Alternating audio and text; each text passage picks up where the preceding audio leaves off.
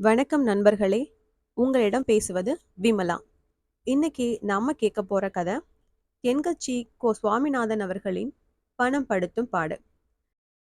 அந்த மாநகரில் அதுதான் மிகப்பெரிய கிளப்.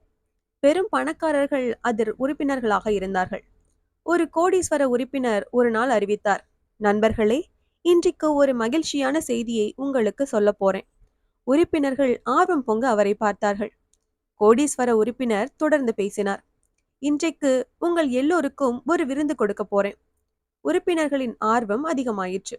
எனக்கும் 18 வயசு பெண் ஒருத்திக்கும் கல்யாணம் நிச்சயமாகி இருக்கிறது. உறுப்பினர்கள் அதிர்ச்சி அடைந்தனர். அதற்கு காரணம், கோடீஸ்வரருக்கு வயசு 70. விருந்து தொடங்கியது. எப்படி இது என்று எல்லோரும் தங்களுக்குள் ஏதேதோ பேசிக் கொண்டிருந்தார்கள். ஒருவர் மட்டும் மெல்ல அவரை நெருங்கினார். சார், நான் கேக்குறேன்னு நீங்க தப்பா நினைக்காதீங்க. பரவாயில்ல, கேளுங்க. இப்போ உங்களுக்கு என்ன வயசு?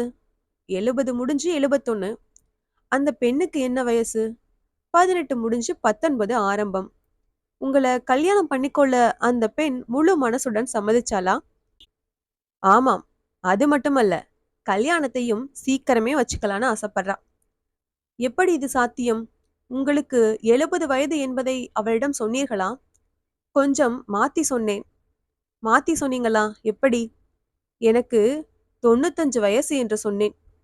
95 வயதான நான் சீக்கிரமே செத்துடுவேன்.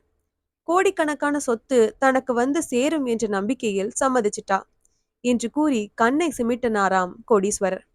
எப்படி இருக்கிறது பாருங்கள் உலகம்.